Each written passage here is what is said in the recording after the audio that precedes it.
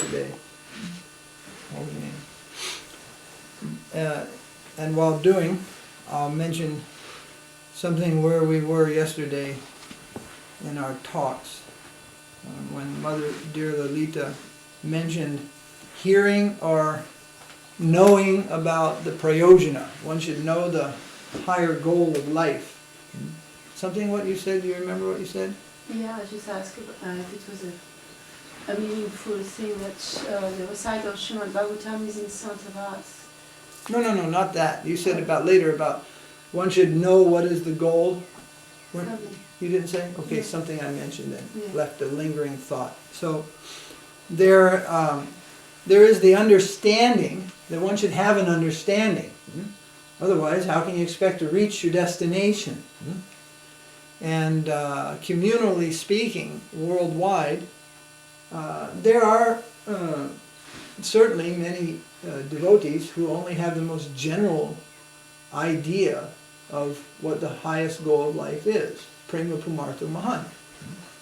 That love for God is the highest goal that one can achieve in life.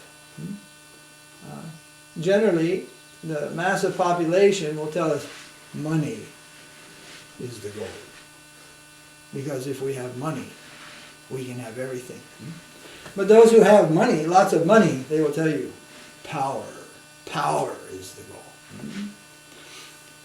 But those who have great power show us that love is the be-all and end-all of life. Even the great military commanders of the world, they go home to a family in the evening, to the home love of their wife and their children. Affection is higher than even power. So, in this world, all individuals are limited, however beautiful, however charming, however sweet they may be. So, if love with any individual of this world, be it one's lover, one's family, or what have you, if that is so much superior to even power, great strength, then what must be the position of love with that supreme individual, supreme personality of Godhead? A love affair with Him, love of God, is the super end of life, the super goal of life. But generally people are not analytical in what they do. They are simply absorbed in what they do. So, devotees are no exception. Sometimes devotees just get absorbed in what they do. They get absorbed in their service, and they're a little bit mindless about the goal. And sometimes it appears that they may not even know what the goal of life is, what the goal of the whole thing is, or very much even about the process. So a doubt arises that, well, if you don't know these things, then how you can expect to achieve the end result. So in the contemporary Vaishnavism, there's somewhat of a controversy over this. You must know the goal of life. You must know very much how to approach that goal of life. Very much detail, I'm telling you. You must know very much detail about that higher goal of life. How you attain that. Then others are saying, no, only automatically it will come. Only we have to go on with the practice, and then automatically it will come. So in this controversy, actually both parties are right. Even without any knowledge of the ultimate goal of life, if somehow one is drawn into the right circumstances, the right practice, and all these things, one will progress towards the goal of life. And a very good example of this is this, what's his name? I think, is it Valmiki, who wrote the Ramayana initially. He was not a devotee. In fact, I might be confusing the stories now, but he was just the opposite. Or, no, I'll give you a better idea. Yes. Oh, yes. Well, he's one type of example. I don't know the detail of it. He chanted Ram Nam, and the whole of Ram Leela came into the purview of his vision. He obtained the divine vision, revelation of Ram Leela, and he wrote it in that way. He didn't know about the Leela, and then wrote it. through the holy name of Ram, as in Ramchandra, not as in Radharaman, but Ram as in Ramachandra. Through the name, the whole, the realm of the Leela of Ramachandra came to him. There's another even different, like a more accurate example of what I'm talking about is Magrari the hunter. He was not possessed of any divine characteristics whatsoever. He had all the opposite types of characteristics, particularly the one of giving pain to other living entities unnecessarily. This was his fun. It's one thing to be a hunter, it's another thing to be merciless, a merciless hunter. So he was a merciless hunter. He used to just half kill the animals. And his enjoyment was to see them twitching and suffering. Whereas even a good hunter knows, put the animal out of its misery, don't leave it suffering. But he was such type that he liked to see that suffering. And Narada Muni saw this. He was so tall, and he was so upset like that. He requested him to take the holy name. He had no interest. So then Mari said, then please chant death. Chant the name of death. Mara. Mara means death. This is your playground. Take that name. Take Mara. Oh, Mara I can take. Mara, Mara, Mara, Mara. He began singing Mara. And on he went singing Mara. And just by the nature of the sound, the Mara became Rama. And unknowingly that he's even taking the name of Rama. He went on with what he thought in his mind was the name of death. Became the opposite of death is Rama, who is free from death, who will free us from death. That name he took, he didn't know anything. His heart became completely purified. And he became Vaishnava. So some story is there like that. So there are examples of without knowing anything. One begins on the path of spiritual life, and the progress is there. So then what about the knowing? We obviously know so many things. We know in general, prema, love of God, is the goal of life. We know that in our knowing, Krishna is that personality, supreme personality of Godhead. We know many things. We know many things about other religions even. You know where this knowing comes in. So it must be all right to also know, to want knowledge. Yes, that is also acceptable. But that must come in a particular way. Knowledge which we attempt ourselves, which is our doing, so to speak, even about God, that will be limited. That will be ascending. We are trying to gain knowledge of Him. That will be limited, and that may remain completely material. To be direct about the point, I have a quote from Srila Sridhar Maharaj who said, even reading the Bhagavatam, which is recognized in transcendental circles as the most exalted transcendental literature, the most exalted scripture, even if you read that without the blessings of the higher Vaishnavas, without the blessing of your Guru, without the order of Guru and Vaishnava and Sadhu, if you just attempt it on your own doing, I will read Bhagavatam and I will get all knowledge, you will not get any proper knowledge. And what is the evidence of that?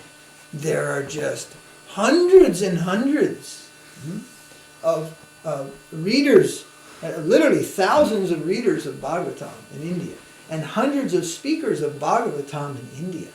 But when taken to the rug, so to speak, they don't know what is Bhagavatam. Another example, Bhagavad Gita. There are many people who read Bhagavad Gita, even in this country at a university level, and then in India in philosophical level. And so many people read Bhagavad Gita and their conclusion is there is no Krishna. Their conclusion is there is no Krishna. Krishna says, surrender to me. That means the me inside of everyone. Me means Brahman. Krishna is only another manifestation of Brahman. And they take out a whole other understanding. Not that Krishna is the Supreme Personality of Godhead. They preach not Krishna. Not Krishna. Now, how is it that they've taken the same book Bhagavad Gita, Bhagavatam, the same literature which we have taken. Yet they come up with a completely different understanding. Is it such that we'll just come up with your own understanding, or both may be true, or what type of a situation is it, you see? Once there was this gentleman, and myself and one devotee named Rickshaws, we were traveling in the Middle East, and let me see, we were about 28, 29 years old at the time, and we were staying at this man's house, and then after some time he thought, oh Swamiji, I wasn't a Swami though, but he used to call me Swamiji, you say you have only been a part of this, you have only been reading Bhagavad Gita for a few years. I've been reading this book my whole life, my whole life, but I have no clear understanding. Your understanding seems so clear. You're so convinced that Krishna is the Supreme Personality of Godhead, and there isn't any verse that seems to trouble your mind. But me, so many things in Bhagavad Gita just trouble my mind. I can't understand that. And then I said, well, I don't know, but we're very fortunate. Prabhupada is our teacher, he is our guru, so we have a good teacher. The student naturally learns easily. Then he became to think, oh yes, actually I've never had a teacher of Bhagavad Gita on my own. Then amongst ourselves, we marvel, because we received many kinds of comments from people whose culture, born religion, and life was about Bhagavad Gita. Yet there we were, young boys, so to speak, out in the world with our Bhagavad Gita's preaching, and we seem to have more clear understanding than they did. So we realize this is our Parampara connection. So that Parampara connection isn't that just you go through the process of initiation and get some beads one fine day, or just go through the formality like a bar mitzvah or a baptism. That is not what initiation is. It's just not a formality. There's some formality there to mark it on the day. But just like Srila Prabhupada used to say in the beginning when the initiations were there, they were always so chaotic. They were never done properly. He used to say, just make sure you put the banana in the fire. But even that is also just part of the ritual. But knowing that sometimes if a banana falls out of the fire, somebody thinks, they'll burn their fingers off putting that banana back in the fire. Because that's the main thing. Banana shmanana. This is not the main thing. Shraddha is the main thing. Faith is the main thing that actually connects us. From our side, we have the faith. Shraddha is the connection that we have. And then, shiksha comes from that side. So much instruction, direction. And shiksha comes by words and by example. So these things, two things are there. One side the disciple has faith, the other side the teacher gives instruction. This bonding of these two things actually makes an initiation. That shiksha means knowledge. The shiksha is knowledge of the transcendental world. It is given, it is instructed. Just like in so many fields we have instructors. Now Jayananda is familiar now with instructors. Sir, instructors. If you do not pay attention to the instructor in any field, well then, how do you expect to know anything out of that? So, spiritual activity is not any different in one sense. It's a different thing. Listening to an arms instructor, well, then you won't blow your foot off or shoot the guy next to you. Listening to a computer instructor, well, that's critical. If you don't pay really attention there, you're just lost on a screen somewhere. You don't know what to do with a mouse in your hand. Similarly, if we don't give attention to our spiritual instructors, the instruction that we're given, we'll be lost there too. We may even shoot ourselves in the foot. We may do the wrong thing. There are wrong practices. There is a wrong approach. So, from the side of coming down to us, knowledge of the higher world is good. It is good. But it will not be given in huge dosage, huge quantity. It is like vitamin C, so to speak. Vitamin C is very good. It is essential. But you don't want to eat a whole jar of vitamin C tablets. If you do, you may break out in a red rash all over your skin. It will give a bad effect. Sweet is good, but not too much sweet. As I said yesterday, too much sugar may even give you worms. Because these little creatures feed off that, amoebas and things. So too much sugar is not good. But what's life without a little sweet? What's a dinner without a little dessert, huh? But you can't make your meal sweet.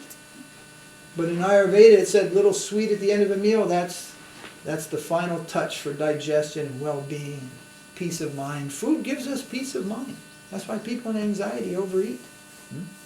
Because by eating we get some satisfaction. Of course, too much anxiety, then we can't eat at all. But usually that's due to heartbreak. Heartbreak, we cannot eat at all. And mental anxiety, we eat more.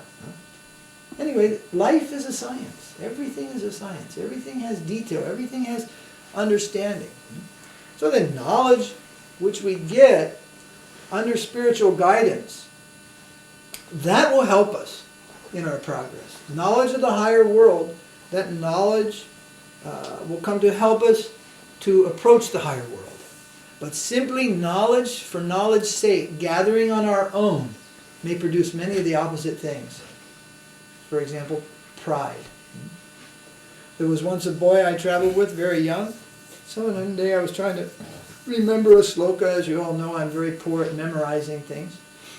And I said, what is that sloka? Yes, I know that, he said, and he just came out with the Sanskrit. So I said, well, I know you know the Sanskrit, but do you know the meaning?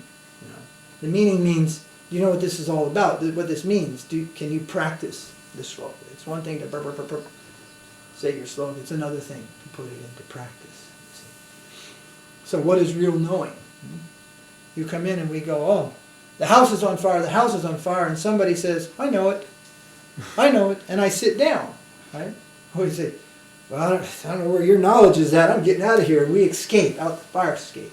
The one who has knowledge, real knowledge, the house of the fire knows, the house is on fire. That means there's going to be smoke, there's going to be heat, there's danger to life. This is the time to get out of here. But somebody says, yeah, I know it's on fire. Then we'll say, you don't actually understand. You don't know. When you know, you'll move on that. You see. You follow the examples? Mm-hmm. So, so that's the difference. Knowledge simply for knowledge's sake, that may produce many of the wrong things within us, pride being one of them. It is something like wanting all the keys, to be master of many keys, you see. So anyone who has run a business and somebody is asking for all the keys, that's not a good sign, you see. We experienced that. Too much devotion, the sign of a thief. We lived through this recently in India. Too much devotion, the sign of a thief. It's a saying. So too much do good, the sign of a bad person. You see. We're all there's fault in all of us. So to see a person's fault, it's an honest mark. You see, all faults hidden. You see, then that's a little. That may be an indication that something bad is behind. So that's his thing. Too much devotion, a sign of a thief. So similarly in dealing with Krishna, why do you want to know all these things? What is your purpose intended? For your own pratishta, your own position, you want to be the master of knowledge, you see, so that when speaking to the audience, you will be known as a learned person. Or you want to make a business out of this, you see. Previously in India, and still there are what's called professional preachers, professional Bhagavatam disciples. They speak Bhagavatam. Our conclusion is, after meeting them at different times, they don't know what is Bhagavatam, but they're expert at speaking it. You see. And but nowadays in America, there's no. What you going to do? Become a professional Bhagavatam reciter? Nothing. But I've noticed they're professional Sankirtan devotees. They're professional Sankirtan devotees. They go out and they use a 501(c) nonprofit status, and they get permits, and they go out in various places and venues, and they collect in America and places, and they keep the money for themselves. And they give a portion of it to the temple in order to use the permit. So this is called, in my language, this is called the professional Sankirtan devotee. But such things never existed in Prabhupada's time. You went out in the name of Sankirtan to sell books, collect money, or chant the holy name. None of it was yours. Whatever you sold, whatever you collected, whatever you did, whatever you achieved out there, this was offered to Prabhupada. This was offered to the temple, you see. But now they're professional collectors. Once, this is quite common in the Christian world. There are a lot of professional preachers. They collect. Some big ones. Every once in a while there's some scene on television or the news how the ministry falls apart and someone has made it out the door with millions or something. It's constantly going on, it seems. But one day in a small way, there was a devotee. He was selling books in a parking lot, maybe 25 years back. So he used to sell packs of incense. And every 4 packs of incense, the 5th guy could get a Bhagavad Gita with his $1 pack of incense. That was the system. If you sold 4 packs of incense, which people liked to buy, it was good. Then the 5th pack you could offer a Bhagavad Gita or give it to anybody. So the devotees had this calculation how they would easily be able to sell their Bhagavad Gitas. Otherwise they had to get $5 for that book. Something like that. You follow? So there was this black man. He was standing by the door of the store and he was watching this one devotee going from person to person, and he'd watch him get the donation, give him a book, or give him the incense. He was watching and watching.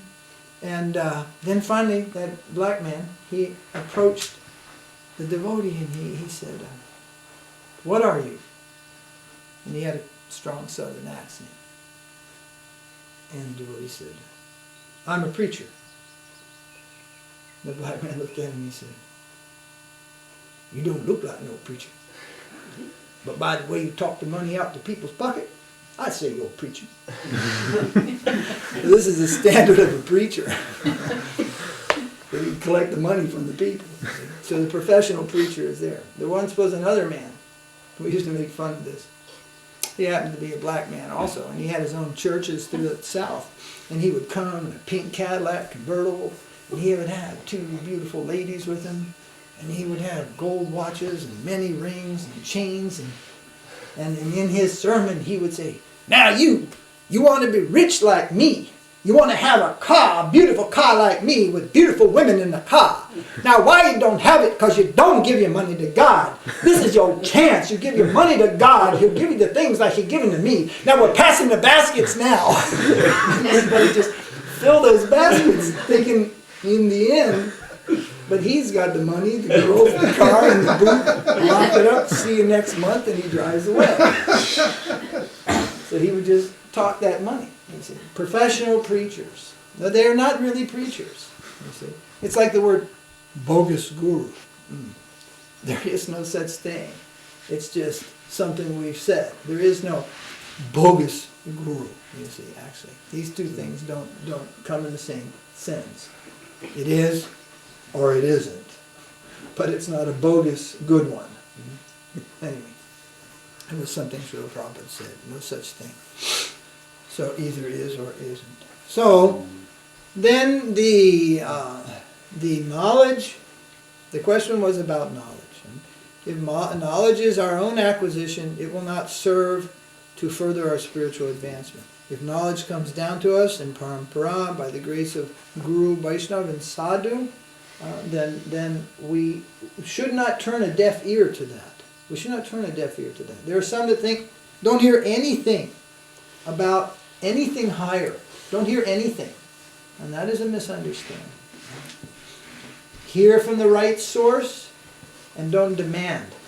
I think one of our friends, senior Vaishnavas, Ballabh Tirtha Maharaj from India, he's frequently asked, can you speak something about rasa? Can you speak something about rasa lila? He's continuously asked by devotees, can you tell us something, even after giving a nice lecture about the holy name and such things, which are actually very high for us, because we're so below even that. But the holy name goes to the lowest and to the highest. It comes to the lowest and takes to the highest. So even after that, people say, could you speak something higher? This is their understanding. That only Leela is higher. Can you tell us something higher? Such demand from a disciple, never any authentic thing from the higher world will come. Never. It does not come. That world doesn't come. It's like, it's time for the program, Harikatha, and the higher world just comes. It's not like that. We have a nice film of Srila Puri Maharaj at the end of a real Harikatha. It was at the end.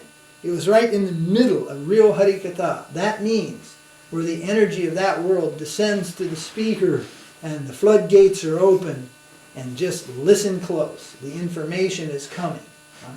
Not that what calculated information, uncalculated experience coming down at the moment.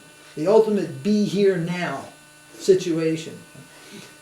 But it came just at the end of about over an hour's worth of talking. And Srila Puri Maharaj was manifesting various transcendental symptoms of ecstasy. His voice was breaking up and faltering and shaking. Sometimes he was getting very emotional. So the devotees were trying to stop him and interrupt. Because eventually the wave will subside, and he's 100 years old, and they're very concerned about his health, you see. So they see him going through this whole experience. So then devotees enter in, Guru Maharaj, and they begin to break into that, you see. And finally they broke through the shell. I've seen this happen on several times. After some persistent pushing, they break through. And then they told him, it's late, it's getting late, you've been talking a long time. And so they're trying to stop him.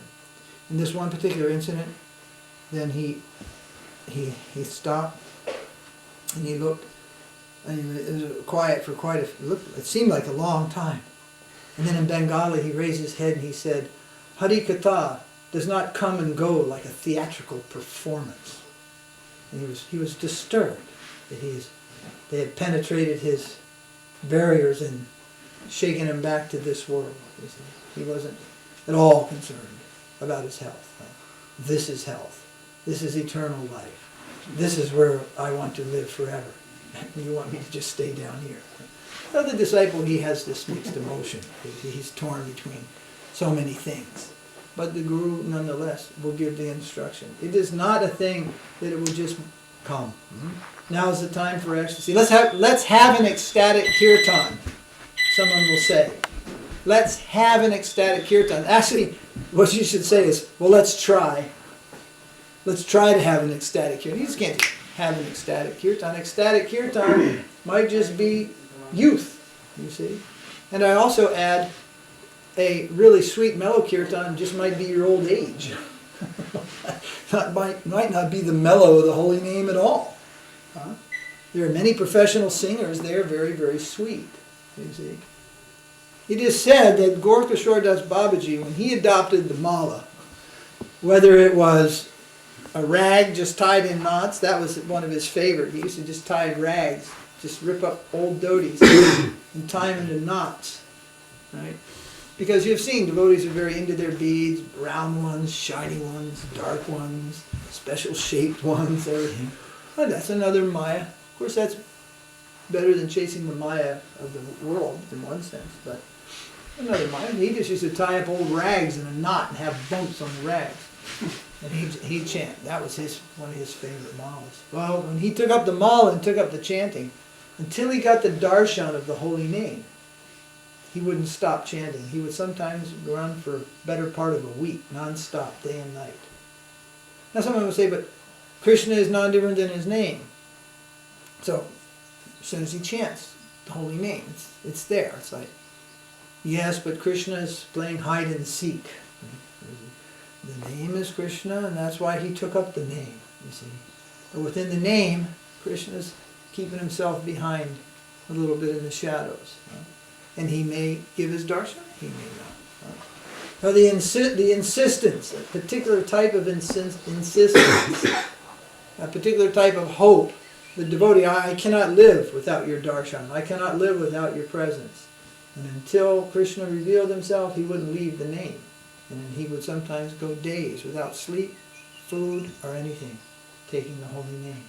So then how is it someone can say, let's have an ecstatic kirtan? what makes ecstatic kirtan.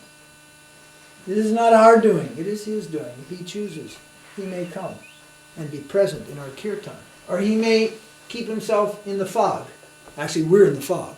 He may keep us in the fog because we don't qualify for that.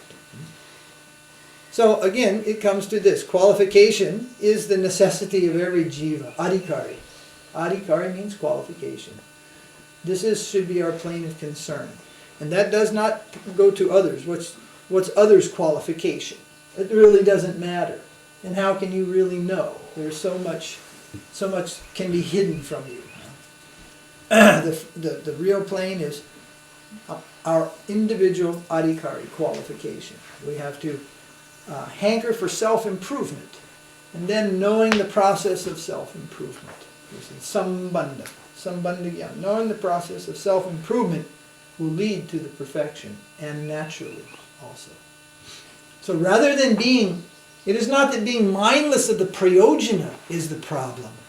It's being mindless or inattentive to the process of acquiring proper qualification, adhikari. That's the problem in the Vaishnava world. People don't know what is the proper thing to do in their present position, present condition. How to perform the practice of devotion.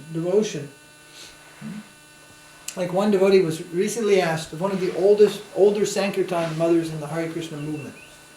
I forget her name. Raghunath's mother, Jagadatri. She asked a certain traveling preacher, how do you know when your devotion, she said, how do you know when your devotion is real bhakti, or how do you know when your bhakti is real devotion? Something like that. But it was, how do you know when your devotion is really devotion? Basically what she was asked.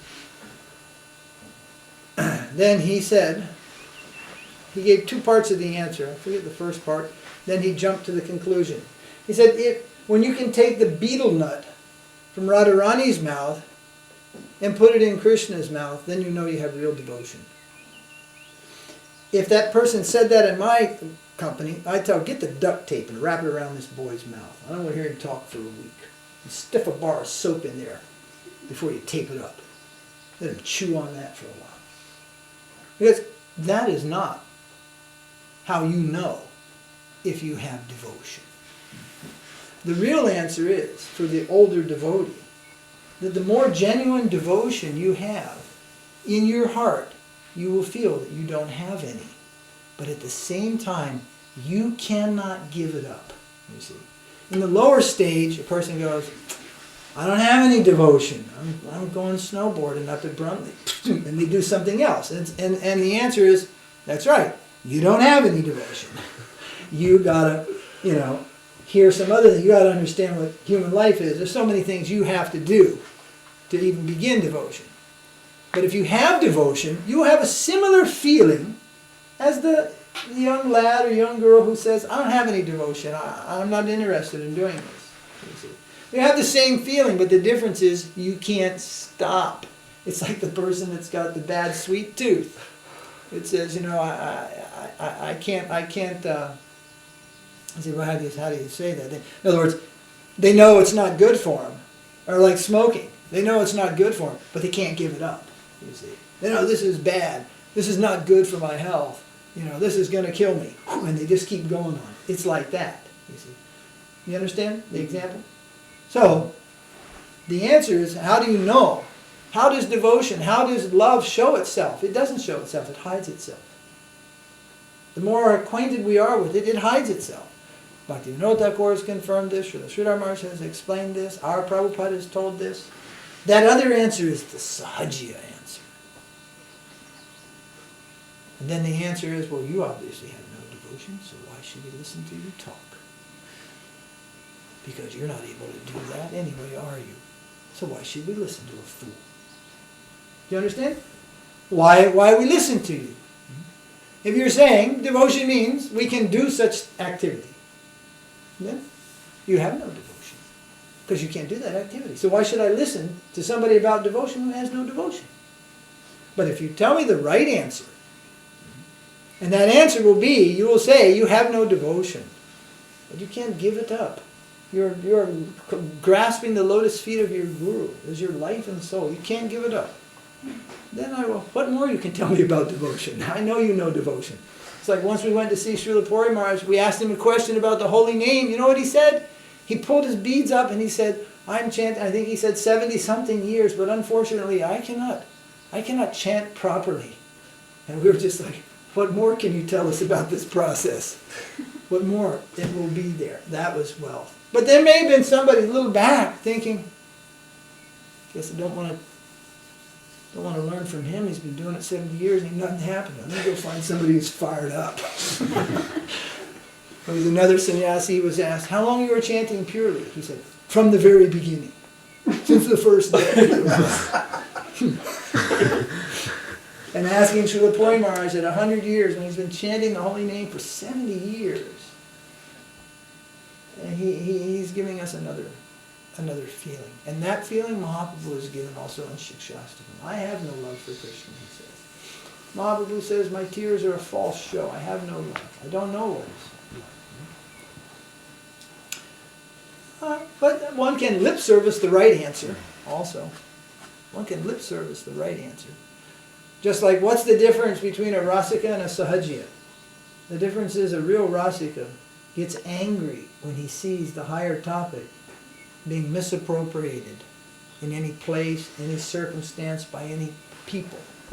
He gets upset about that, you see. And that's just something the Sahajiya never does. You poke a Sahajiya, you tickle them, and they always laugh. Anytime, anywhere. Or something about Radha, something about Krishna, something, they're ready. They're ready to spill the beans at any time, anywhere. And then the fools think, oh, he is so high, he cannot check himself at any time, anywhere, he spills the beans.